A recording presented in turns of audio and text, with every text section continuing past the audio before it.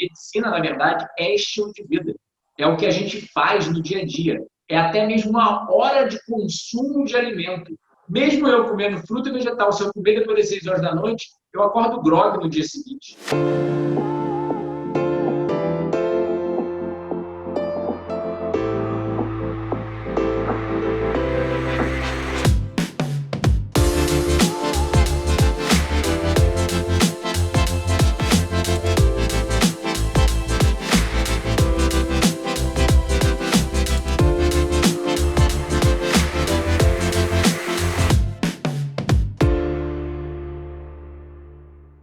Nesse diálogo com o Dr. Eduardo Coraça, nós vamos falar do mito de comer de 3 em 3 horas. Vamos falar de jejum, como fazer e também toda a comprovação dos benefícios que a ciência já nos indica sobre o jejum. E vamos falar também de atividade física e nutrição baseada em plantas. Será que é possível para o praticante de atividade física viver sem carne? Tudo isso nesse papo com o Dr. Eduardo Coraça. Eu queria que a gente falasse um pouquinho aqui, se a gente puder dividir em duas partes, não sei, ou talvez se essas coisas se associem, mas se a gente puder falar um pouquinho em uma parte de alimentação viva, certo? E na outra parte de jejum. Eu não sou nutricionista, não sou médico, nutrólogo, nada disso. A minha base é muito mais nas experiências que eu fiz com o meu corpo e daquilo que eu tenho observado nos outros, certo? Então, dentro dos programas de treinamento que eu tenho feito, cara, a alimentação está sempre dentro. Mas eu não sugiro nenhuma dieta específica. Mas eu passo um vídeo seu para um atleta, para ele ver que existe isso, entendeu? Para ele ver que ele é um atleta profissional, cara, e ele está muito longe do que é um corpo. Ele nem sabe ainda onde aquele corpo pode chegar, eu garanto isso. Concordo plenamente. É porque o que as pessoas realmente não entendem, só botando um parênteses, é que nós não somos o presente momento. Eu deixo sempre bem claro isso para os pacientes. Eu mesmo, quando há 14 anos atrás, quando eu mudei, eu achei, vou fazer um jejum, vou viver um pouco saudável e vou apagar todo o meu passado. Não. Por exemplo, minha estrutura óssea continua fina. Infelizmente, mesmo depois de 14 anos sendo produtivo. Eu desmamei aos 6 anos de idade com leite em pó, leite industrializado, danoninho, sabe, carne, um monte de coisa. Não praticava atividade física, era obeso. Então, assim, as pessoas não entendem que realmente ele é um bom atleta, porque provavelmente ele nasceu fazendo esporte, nasceu de uma forma mais saudável, etc. Mas ele seria melhor ainda, um melhor estilo de vida. Não é nem só dieta, se ele entendesse só parâmetros nutricionais, ele entendesse parâmetros de estilo de vida, o impacto que a luz tem na sensibilidade insulínica, resistência insulínica, nos tornando diabéticos depois das 6 horas da noite, entre aspas. Isso vai prejudicar o metabolismo dele, prejudicar colesterol, pressão, triglicerídeos, genes pró-inflamatórios, mais inflamação vai tornar ele pior atleta, vai prejudicar o funcionamento do sistema imune, deixando ele treinar menos, entre inúmeros outros fatores. Então, concordo. E a experimentação que você tem, às vezes, é mais importante, às vezes, do que o pseudo-conhecimento que a gente recebe, muitas vezes, da ciência. Né? Tem muita ciência por aí errada. Literalmente, como a gente chama, conflito de interesse e bias do pesquisador, tendência do pesquisador. Mas fala lá. Nesse período de isolamento, que as pessoas estão mais em casa, muitos fazendo home office, tá? Nós estamos ficando mais gordinhos, a comida que já não era boa talvez tenha piorado. De que maneira isso está afetando agora o sistema imunológico e a saúde das pessoas que deveriam estar mais saudáveis? Porque ninguém está livre do contágio, né? Agora você sim pode ter um organismo talvez mais capaz de lidar contra qualquer agente externo. Qual é a situação que você tem observado nesse sentido? Estamos mais vulneráveis ou não? Eu sou um nutricionista, eu sou responsável por tudo que eu falo, então eu só posso dar dados clínicos para embasar. Obviamente, eu tenho minha perspectiva pessoal, né, já que eu vivo há 14 anos de comida crua e com jejuns longos, um estilo de vida higienista, como a gente chama, né, que em outros, também chamado de a ciência da saúde. Ou seja, a gente não estuda muito a doença, a gente estuda as condições necessárias à saúde do organismo humano para prosperar. É como se fosse uma planta. Quando você compra ela no botânico, você sabe, o botânico te fala, olha, ela precisa de tal pH no solo, precisa de tantos nutrientes no solo, precisa de tal quantidade de chuva, o tipo de clima, o tipo de a quantidade de sol, ele sabe exatamente. Só que se a planta não está crescendo, ele não acha que é uma falta de químicos sintéticos, pílulas sintéticas alopáticas ou remoção de órgãos ou terapias. Ele sabe que é uma simples falta da necessidade biológica de um dos elementos necessários a nível biológico da planta. É simples assim. Aí existe uma grande diferença entre sobreviver e prosperar. Se a planta não está crescendo, eu tenho 200 frutíferas aqui no jardim. Se alguma das plantas não está crescendo direito, eu sei que tem alguma coisa no meio ambiente que está prejudicando o crescimento e o desenvolvimento dela. Algumas crescem fortes e saudáveis, outras morrem. Eu já plantei plantas aqui de outros locais que não sobreviveram ao clima. Então, eu sei que são necessidades biológicas. Eu não acho que é algo por aí vai. Então, é óbvio, eu tenho várias perspectivas que eu acho que a ciência ainda não avançou até tal ponto de conseguir conectar os pontos. Mas a gente também tem muitos dados clínicos sobre o sistema imune e a situação atual. Se a gente começar pelo sistema imune, nós sabemos, por exemplo, que pessoas idosas têm um sistema imune mais imunocomprometido, né? Ou seja, disfunção do sistema imune, principalmente pelo processo de envelhecimento. Mas nós sabemos também que elas têm um baixo consumo de frutas e vegetais. Tá? E frutas e vegetais são, a nível científico, relacionados com o melhor funcionamento do sistema imune, né? Por inúmeros fatores nutricionais delas. Então, aonde eu estou querendo chegar? A gente sabe que o processo de envelhecimento em si é correlacionado a prejuízo no funcionamento do sistema imune. Só que a gente agora está tendo dados científicos, por exemplo, que mostram que jejum literalmente rejuvenesce e renova o sistema imune. Ou seja, quando uma pessoa usa um animal de laboratório no jejum, quando ele sai do jejum, é como se o sistema imune fosse mais similar ao de uma criança. E o que acontece com o consumo de frutos e vegetais comparado à dieta usual? A gente tem até um termo para o cozimento em si, ele causa formação de toxinas e perda de nutrientes. E essas toxinas são consideradas, entre inúmeros outros fatores, cancerígenas, mutagênicas, citotóxicas, teratogênicas, pastrogênicas, pró-inflamatórias, mas também gerontotoxinas. Elas são toxinas correlacionadas ao processo de envelhecimento em si. Elas levam a acelerar o envelhecimento. Então, se acelera o envelhecimento, acelera a degradação, a disfunção do sistema imune que é correlacionado com o envelhecimento em si. E a gente não precisa ir para a ciência. A gente pode olhar para as duas zonas, as zonas azuis. O que elas têm uma coisa em comum? Uma dieta 98, 97% de calorias baseada em plantas. E um estilo de vida extremamente saudável, o âmbito social, etc. Então, a gente vê que eles são extremamente longevos e saudáveis.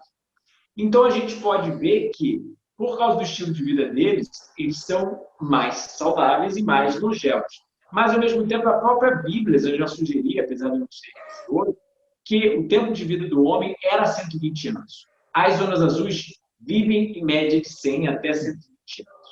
Então, não é por acaso que eles já sabiam há milhares de anos atrás que seres humanos têm um tempo de vida extremamente longo comparado ao que a gente vê. E o que a gente sabe da Bíblia? Né? Que a gente pode correlacionar a ciência na atualidade.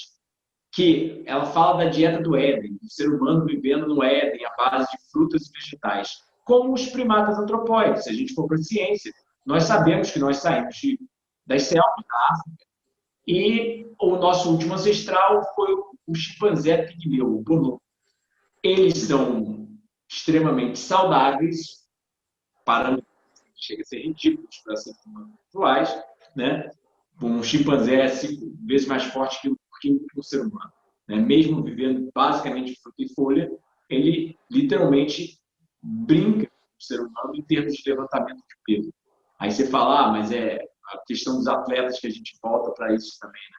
Que eles são mais atletas do que qualquer atleta nosso, né? Por inúmeros fatores, não só, obviamente, nutricionais.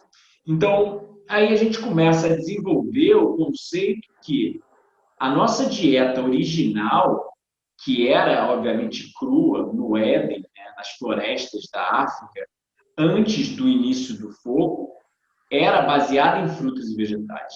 E como essa dieta literalmente moldou o nosso genoma, ou seja, o nosso código genético, ela se adapta mais adequadamente ao nosso sistema imune. E hoje em dia, a gente tem a ciência do microbioma, ou seja, a ciência dos micro-organismos que vivem no nosso intestino, a microbiota, né?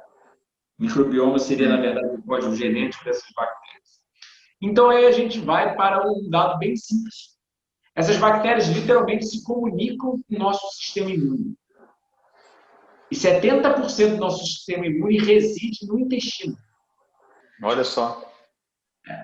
Se essas bactérias são patogênicas, que são as bactérias correlacionadas com uma dieta refinada ou proteína animal, a gente sofre de disbiose, né? Que é a falta do equilíbrio dessas bactérias no intestino. E é correlacionado com prejuízos no funcionamento do sistema imune.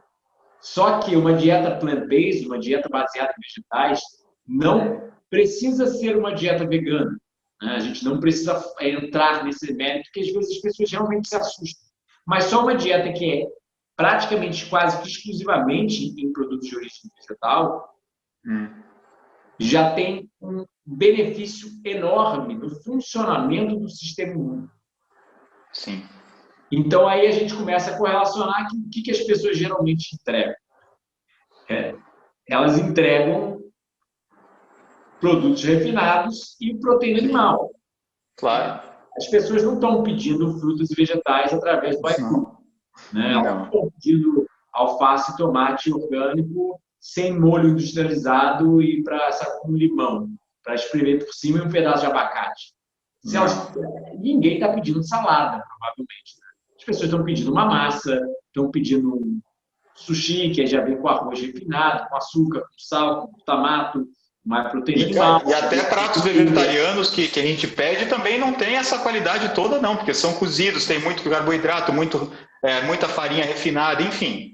Sim. Então, aí a gente já começa a ver que falta fibra na dieta das pessoas, falta fitonutrientes e vários outros mecanismos que auxiliam o funcionamento do sistema imune.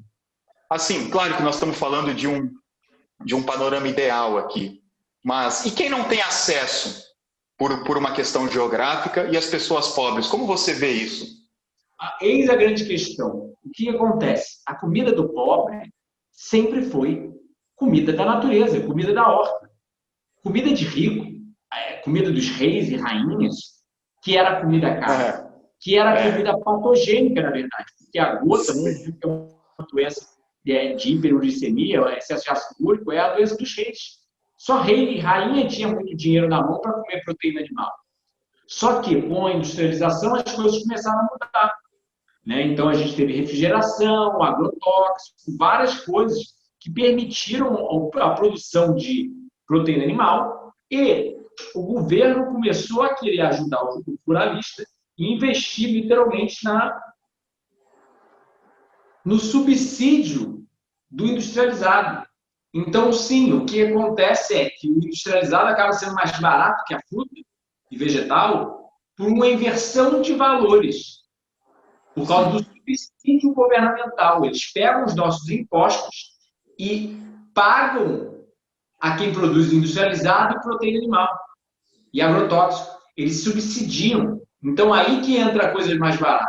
Porque se você for botar o custo real de um hambúrguer, aquele próprio autor vegano John Robbins, ele fez um cálculo que ficou famoso no livro dele, Dieta por uma Nova América, que veganizou muita gente nos Estados Unidos, foi o primeiro livro talvez mais famoso, que um hambúrguer usual seria $32, não seria 80 centos. Porque se você botar o custo ambiental, tirar o subsídio, entre vários outros fatores, a coisa é muito mais cara. Você tem que criar uma vaca por 4 anos. tem que injetar hormônio, antibiótico, agrotóxico, ração, veterinário. Aí você mata ela, decepa ela, congela ela, transporta ela para a cidade. Por que que nós não vivemos do lado das nossas hortas? Eu, por exemplo, saí da cidade grande. Eu moro num terreno onde eu tenho 200 frutíferos. Eu hoje colhi um cacho enorme de banana, deve ter uns 20 quilos de banana. Semana passada eu colhi um cacho enorme de banana. Quase todo dia eu colho mamão, limão, couve, estou para colher peras, goiaba, amora, eu estou colhendo aos montes. Todo dia eu colho, sei lá, 200 gramas. Quanto custa um saquinho de amora no Pão de Açúcar? Custa R$20. A minha orgânica, colhida por mim, eu ainda pego o sol, interajo com a planta, interajo com animais, né? Ô Eduardo, mas essa informação, eles sabem disso? Eles sabem ou eles ainda têm que acreditar naquilo que foi passado, hein? E naquilo que o pai dele diz para ele, que o vô diz para o pai, que o bisavô diz para o avô? Porque ele não tem essa informação, ele ainda está vivendo num sistema de crenças antigos, sim ou não? Concordo. Mas se a gente não despertar, o planeta não tem mais tempo. Eis a questão. A gente está vendo um oceano sem peixes em 2050. O que vai acontecer com a perda do fitoplâncton, das plantas marítimas que literalmente auxiliam o equilíbrio do ecossistema? A gente está criando zonas mortas do oceano. Tem inúmeras coisas que as pessoas... Hoje em dia, um ser humano usual come, em média, um cartão de plástico, um cartão de crédito de plástico por semana. Se você come e bebe... Como assim? Como é que é isso? Exatamente, o dado clínico é bem consistente. Todos nós, né, as pessoas usuais, né, que eu realmente não bebo água do sistema praticamente, e não como proteína animal, não como várias outras coisas, por exemplo, todo peixe tem microplástico dentro. Se você ingere um peixe, você está comendo literalmente microplástico nos músculos dele. Tem plástico nas suas fezes. Se você bebe uma garrafa d'água, tem microplástico dentro dela. A OMS já alega que tem microplástico dentro de toda a garrafa de água, hoje em dia. A OMS, entende? Então, assim, sim, o dado clínico é bem consistente. O ser humano usual come, em média, 5 gramas de plástico por semana. Né? Ou seja, ele bebe na água dele, ele come na comida dele. Né? As pessoas não entendem que, tipo, o revestimento de uma lata de alimento tem petroquímico, que são disruptores endócrinos, prejudicam o controle dos hormônios dele, feminilizando o homem e tornando o homem mais feminino, por causa que é um xenoestrógeno anti-androgênio. Né? Ou seja, as toxinas petroquímicas que a gente está exposto, e principalmente por contaminação através da proteína animal, elas agem como hormônio feminino e bloqueiam o masculino. Então, assim, eu entendo que as pessoas não entendam. Só que, se não existe uma mudança agora drástica, realmente a coisa não tem futuro. Tem civilizações do Nordeste, que são de agricultores, onde os filhos já nascem com mais de 30% de hipospadia, criptoarquia ou micropênis. Ou seja, os filhos nascem incapazes de reproduzir. Imagina você ter um filho, 30% dos filhos da cidade chegarem à fase adulta e não conseguirem ter relação sexual e morrerem. Quão drástico é isso? Entende? Mas por quê? Para tornar empresas de agrotóxicos mais ricas? Eu não entendo, porque aqui eu não planto nada com agrotóxico, cresce tudo. Eu nem cuido do solo, eu nem cuido das árvores, eu nem sei, eu não sou jardineiro, eu não tenho nenhuma noção de plantio. Eduardo, eu queria entrar num tema aqui que não sei se você quer falar disso, se você pode, enfim, mas meu papel aqui é te provocar nesse sentido. Cara, por que ainda nós temos que ficar falando como se isso fosse uma obrigação em macronutrientes, em ser obrigado a comer esse tripé, certo? E, cara, e esse mito de 3 em 3 horas, de 2 em 2 horas, e ainda está super presente, mesmo que já tenha talvez caído, eu não sei cientificamente.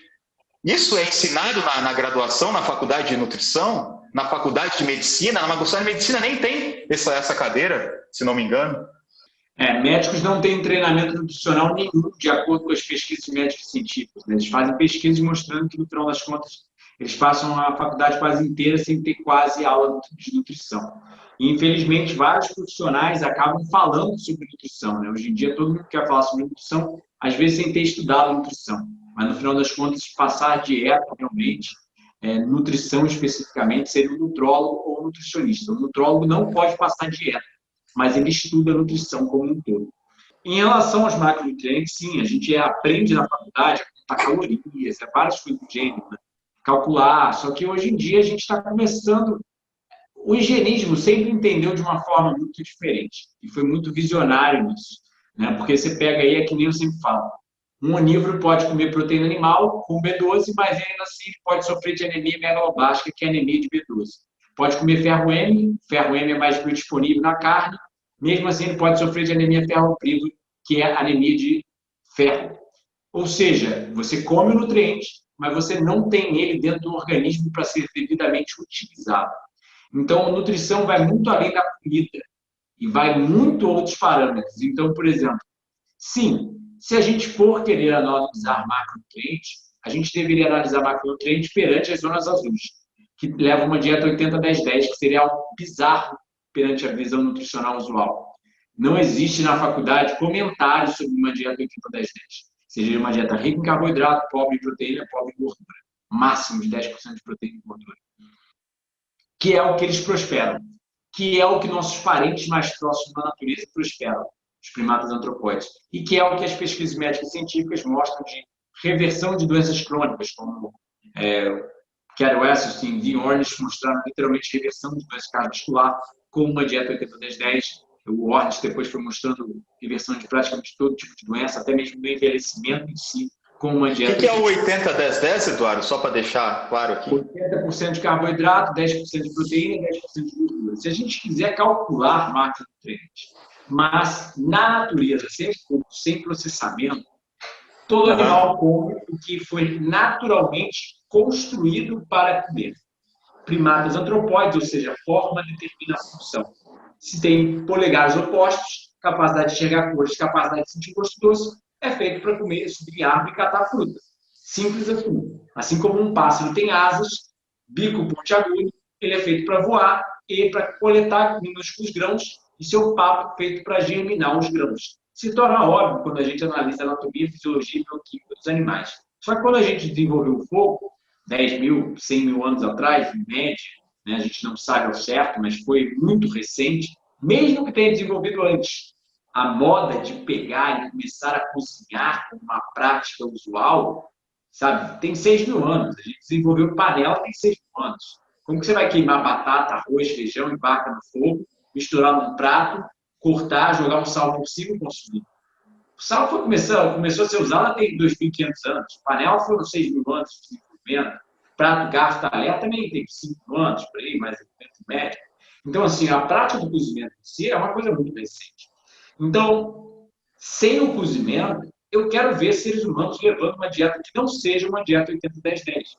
As tribos de caçadores e coletores do mundo, as últimas tribos que ainda nós temos, levam uma dieta fortemente plant-based. Eles não sabem o que é vegetarianismo. Eles não têm esse conceito. Só que matar um animal na natureza, para um ser humano, para um leão, fácil.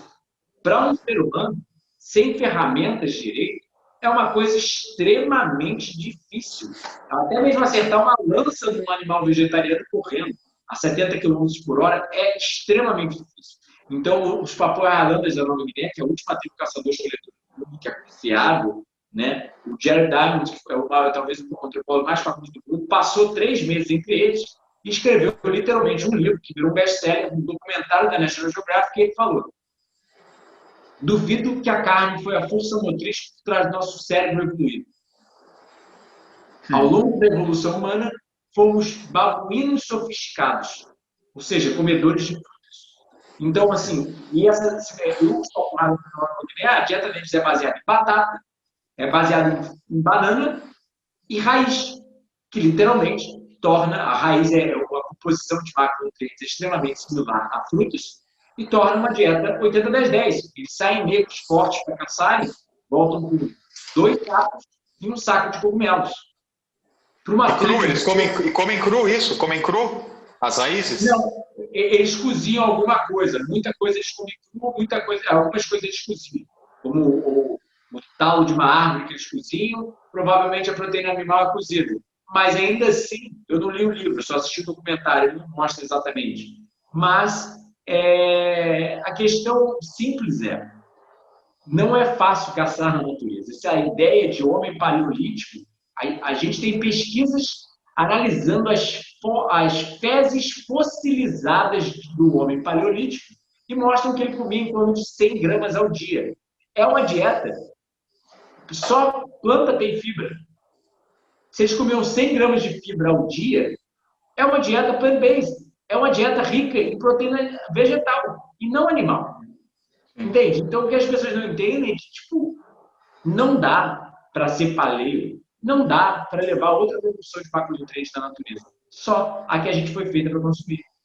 Sem ferramentas, só dá para comer basicamente fruta, vegetal e castanha. Né? Se você matasse um animal de vez em quando tivesse uma oportunidade muito rara, ou comer um ovo, às vezes tinha. Não sei se o ser humano era 100% vegano no passado, mas hoje em dia pode ser. E hoje em dia é mais benéfico para o meio ambiente. E hoje em dia a gente sabe que pelo menos plant-based, 98%, 97% planta, como a evidência das zonas azuis, é evidente que a necessidade de proteína animal, se não é nula, é negligenciável. Então, eu acho que isso já é o primeiro parâmetro para a gente quebrar o mito dos macronutrientes. Porque, se for parar para pensar, um cavalo, ele olha para a grama e come a grama. Ele não pensa, os neurocircuitos falam com ele, falam, olha, esse é seu alimento. Você vai comer isso para o resto da vida. Que nem um primata nasce, o papai chimpanzé não fala para ele, olha, você é um primata, então você deve comer frutos vegetais. Não, ele já sabe. Já vem embutido no código genético dele, que codifica neurocircuitos que vão para o cérebro dele, falando que ele é atraído por frutos vegetais. Por isso você nunca viu um primata carnívoro. O chimpanzé é o único que come carne uma vez a cada mês, ou às vezes até 3 vezes. Isso não é um carnívoro. Entende? Isso é um oportunista, que às vezes, quando falta comida, mata um outro animal para sobreviver. Ou trocar com fêmeas para sexo, sabe?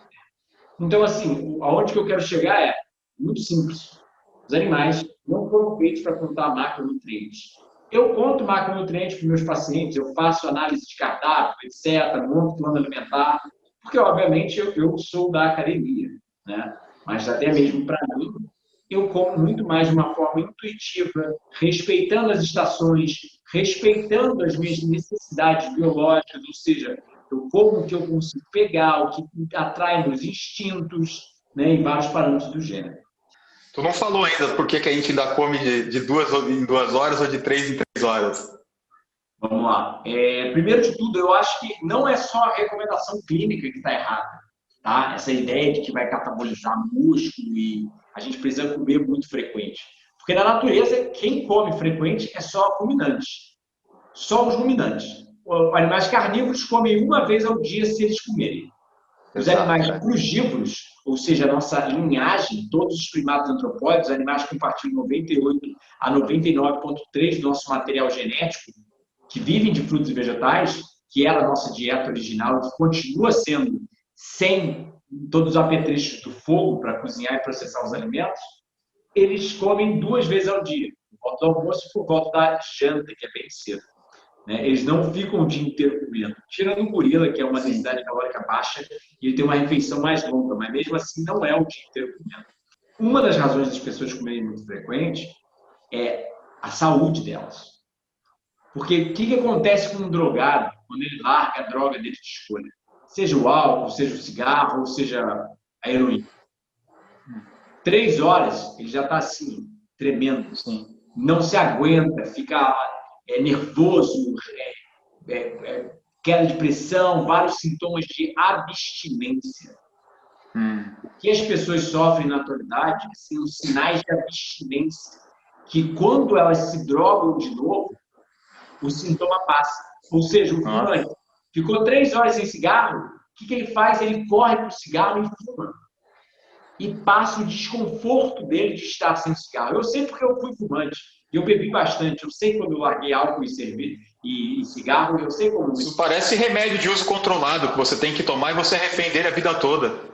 Exatamente. Aí você troca a dosagem, troca o remédio, mas continua tomando a alopatia. Exatamente. É o mesmo conceito para tudo que a gente faz na nossa vida. O que as pessoas fazem? Elas param de comer, elas tomam um cafezinho. Elas param de comer, elas tomam um chazinho. Elas param de comer, elas comem um amendoim, comem um petisco, comem um biscoitinho, comem não sei o quê. E o processo digestivo sempre ocorrendo, não é? E a digestão sempre... Eu não sei se essa experiência é a sua, Eduardo, mas assim, eu observo o meu corpo muito mais inteligente, muito mais vivo, muito mais disposto quando a digestão não está ocorrendo. Todos os sistemas, o sistema imune, tudo é renovado no último jejum. Então, sim, a gente está longíssimo da verdade. Né? E eu adoro um ditado bem mais simples do que a gente pode ir para a ciência. O estômago estufado não consegue ver coisas secretas. Simples assim. A gente estufa tanto o nosso estômago que a capacidade neurológica de ver as coisas secretas, ou seja, a gente sabe na ciência que o estômago produz o BDNF, Brain Derived Neurotrophic Factor, um fator neurotrófico cerebral que estimula a neurogênese e neuroproteção. Ou seja, com o jejum, você literalmente fica mais inteligente, como o próprio Aristóteles e Pitágoras alegavam que seus alunos só conseguiriam aprender o que eles tinham para ensinar com 40 dias de jejum. Eles já falavam que os filósofos gregos já falavam para a eficiência mental e física. E literalmente é isso. Eu me sinto depois de um jejum, mas efetivo fisicamente e mentalmente.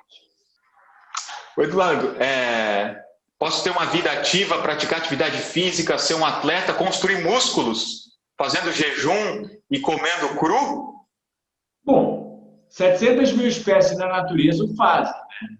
Assim como os primatas antropóides o fazem.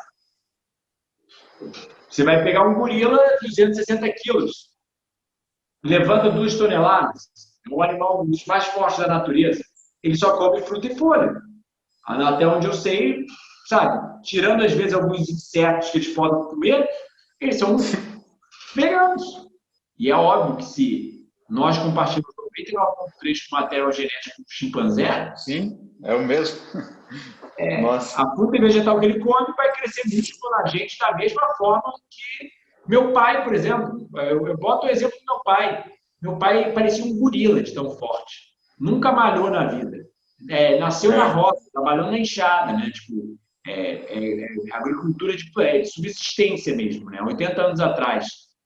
Ele falava, a gente passava mal de tanto comer fruta, que era o dia inteiro em cima de pé de fruta na infância. Ele falava, a gente matava um porco por mês para a família inteira de 11. Então não era muita carne. Tinha um pouquinho de leite aqui e ali, às vezes era raramente um ovo, às vezes raramente um pedaço de carne, mas a quantidade era isso. E meu pai não era vegetariano, tá? Ele não estava a favor do vegetarianismo nem nada disso não. Mas ele falava, a gente não tinha quase consumo de proteína animal. E ele era um dos caras mais fortes que eu já conheci em termos de estrutura. Nunca malhou, mas era assim, ó, óssea. O que você vai ver qualquer fisiculturista hoje em dia tomando muita bomba e malhando muito, o pulso dele era metade do meu pai. O pulso de um fisiculturista desse é 1/3 do pulso do meu pai. A mão parecia de gorila mesmo, sabe? Larga, cara pesadão, assim. E no final das contas você acha que é o quê? São bons tijolos de construção que fizeram um bom ser humano. Como não se faz mais hoje em dia. A nossa geração é extremamente mal formada em todos os sentidos. Desde neurológico até físico, psicológico, até mesmo sistema reprodutor, comparado ao homem de antigamente. Então, assim, é óbvio que se 700 mil espécies na natureza vivem de comida crua e nunca cozinharam nenhuma de suas linhagens, sabe, só o ser humano, E seres humanos durante 8 milhões de anos habitam o planeta Terra, em torno de talvez 100 mil, mais ou menos, seria estimativo de seres humanos realmente talvez começaram a cozinhar alguma coisa, porque na selva você não vai parar, fazer um fogaréu, chamar a atenção de vários predadores e ficar ali, sabe, cozinhando, chamando os amigos para fazer um churrasco. Você não vai fazer isso, você vai pegar o que tem na sua disposição, na sua frente para comer. Se for fruta e vegetal, se for coisa que você consegue comer na mão, você não vai parar para queimar. Você não tem tempo para isso. Você não quer se expor a isso. Você não quer ficar no chão da floresta ali para vir um tigre te comer. Você quer se proteger, você quer comer e entrar, subir em uma árvore, ficar de olho, porque você está se protegendo. Como qualquer primata o faz. Então, assim, chega a ser ridículo, chega a soar à beira do... Assim, e eu era um obeso sedentário. Eu treino no sol quase todo dia, 1 hora de corrida com calistenia. Eu sou um atleta profissional? Não. Só que eu sou muito melhor agora, 14 anos depois, mesmo envelhecendo, do que eu era há 14 anos atrás. E eu treinava com meus amigos quando eu comecei, jogava tênis, sabe, principalmente tênis, debaixo do sol do meio-dia, no Rio de Janeiro, 40 graus. Eu nunca tive mais um machucado atlético. Treinava intenso, não precisava nem beber um gole d'água. Enquanto eles constantemente tinham machucados atléticos, óbvio, às vezes eles eram melhores atletas do que eu. Eu fui um obeso sedentário profissional de computador, né? Um cyberatleta, um dos melhores do mundo. Mas eu não era nada de atleta. E mesmo assim, eu continuo levantando 60 quilos de supino, correndo todo dia, fazendo todo tipo de atividade física e no morrinho estou aqui, vivendo de comida crua, primariamente fruta e vegetal. Nós tivemos, eu e o Ricardo, acompanhamos um atleta de futebol que teve uma grave lesão no quadril há um tempo atrás. Lá no Japão, teve uma lesão seríssima e os japoneses, os médicos falaram, antes de 8 meses, você não volta. Certo? Ele trabalhou com a gente, fez um mínimo de técnicas de meditação, um mínimo, e corrigiu, Eduardo, um pouquinho a dieta. Entendeu? Um pouquinho, não muito. Naquele momento a gente nem estava pegando tão firme, incentivando tanto os atletas a olharem para esse ponto. Em 4 meses ele estava no campo. 4. Então eu queria te perguntar da relação do alimento com o processo de inflamação, com as dores crônicas, não é? Como é que é isso? Bom, vamos lá. O alimento vegetal ele tem inúmeros fatores anti-inflamatórios, não só vitaminas, minerais, fitonutrientes, vários fatores que ligam processos anti-inflamatórios, auxiliam a anti-inflamação, como até mesmo a fibra povoa o microbioma, auxilia a povoação da microbiota intestinal com bactérias, com micro-organismos que são anti-inflamatórios. Tá? Então, uma disbiose, essas bactérias patogênicas que prosperam com gordura animal, gordura e proteína, né, que são caracterizadas em dietas onívoras, porque é bem simples. Eles estudam seres humanos que comem dietas mais onívoras, né, produtos refinados e proteína animal, têm certo tipo de bactérias, que são vistas como mais patogênicas, né, que não produzem os ácidos graxos de cadeia curta, etc., etc., e elas são mais inflamatórias, enquanto as outras são mais anti-inflamatórias. Tá? Então, assim, são vários mecanismos de anti-inflamação no organismo. Até mesmo comer fora de horário liga genes pró-inflamatórios. Né? Até mesmo, por exemplo, solidão liga a inflamação. Tá? Então, não é só a dieta que as pessoas geralmente pensam que é a dieta, mas sim, alimentos de origem vegetal são correlacionados à anti-inflamação.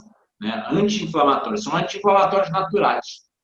Né? Então, é muito interessante ver que até mesmo, por exemplo, subprodutos da agricultura avançada, uma das toxinas do cozimento, correlacionados a fraturas de quadris, problemas em ligamentos, tendões, ossos.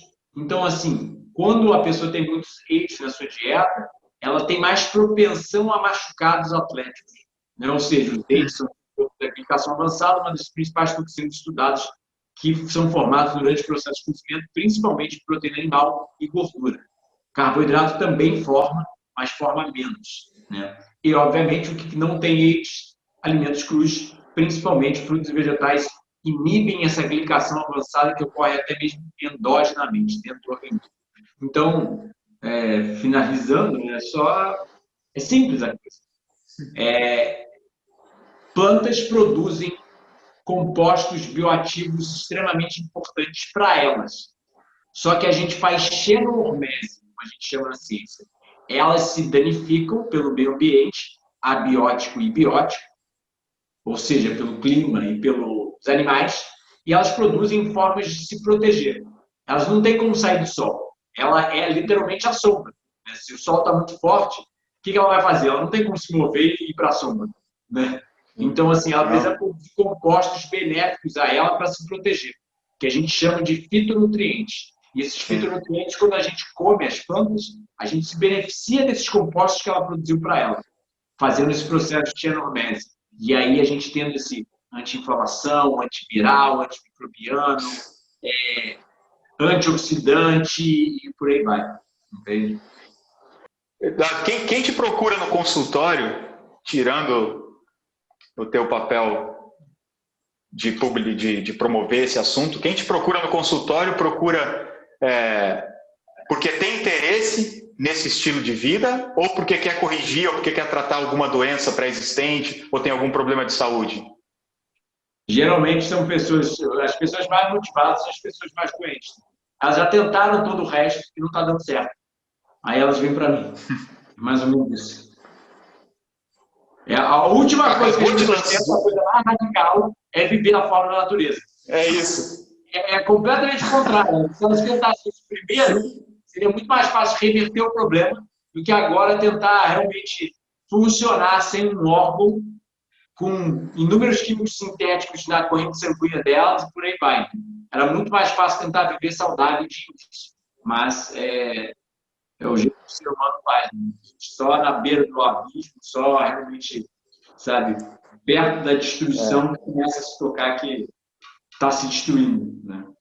97% das intervenções cirúrgicas cardíacas, ou seja, stents, bypass, etc., que cobram R$100 mil numa intervenção cirúrgica, 97% dos casos não reduz o risco de morte e mortalidade. Ou seja, te anestesiaram, te cobraram R$100 mil, abriram seu peito com bisturi, tiraram uma veia da sua perna, da sua panturrilha, inseriram na sua coronária para você poder ter fluxo sanguíneo, suturar, costuraram, botaram o seu coração para dentro, costuraram você de novo inteiro, né? Ou seja, abrindo o peito até a cintura, até lá embaixo, para literalmente não servir de nada. A nível científico, comprovado, estudo publicado em jornal médico científico de alto escalão. Tipo assim, as pessoas sonham que a medicina, a cura, está em uma nova intervenção tecnológica, né? Tipo uma cirurgia, um medicamento.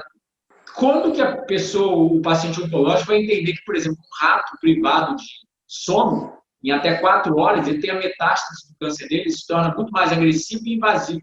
Ou seja, o câncer espalha e se torna muito mais prejudicial no local do que se o mesmo rato que dorme 8 horas por dia.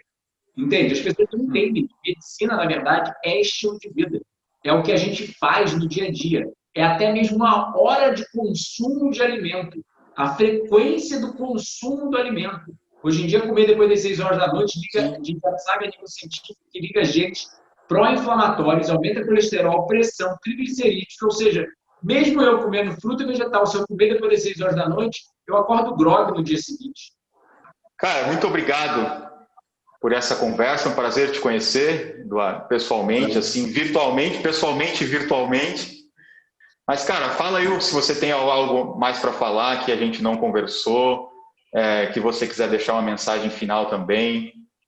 Vamos lá. Eu gostaria de agradecer, obviamente, a oportunidade, o convite, o reconhecimento do meu trabalho. E, assim, o que eu posso falar eu acho que o principal saúde só vem com vida saudável, não se compra. E é muito fácil ser saudável, mas a gente precisa realmente voltar a viver, respeitar leis biológicas que existem, as leis da natureza. Nós, talvez, estamos no momento mais importante da raça humana ao longo da história, o momento mais importante do planeta. A nossa responsabilidade como seres humanos é a maior que o ser humano já teve. Ou a gente pode literalmente destruir o planeta, ou a gente pode literalmente curar o planeta. A responsabilidade está nas nossas mãos. O planeta está literalmente sendo destruído por plástico, por petroquímicos, por aquecimento global e a ganância humana. Se nós não pararmos drasticamente, muito rapidamente, realmente não vai ter mais volta. Agora é a hora de se educar e mudar, parar os prazeres mundanos, sabe, do ópio do povo que as pessoas usam, esportes, drogas, o famoso sexo rock and roll, né, para justificar tudo que elas fazem e sem entender que da forma da natureza é muito mais prazeroso. Agradeço o convite, cara.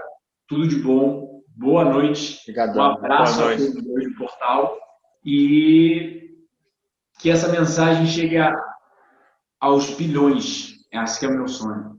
Levar a mensagem de higienismo que é só a gente contar, só a gente se conectar com a natureza, só a gente comer frutos e vegetais, sabe? O alimento da raça humana é muito mais simples, solucionar praticamente todos os problemas que nós nos metemos como seres humanos. A base é o higienismo e a fruticultura, e eu sou convicto que no futuro isso será visto como a nova inovação, a nova solução, a única solução.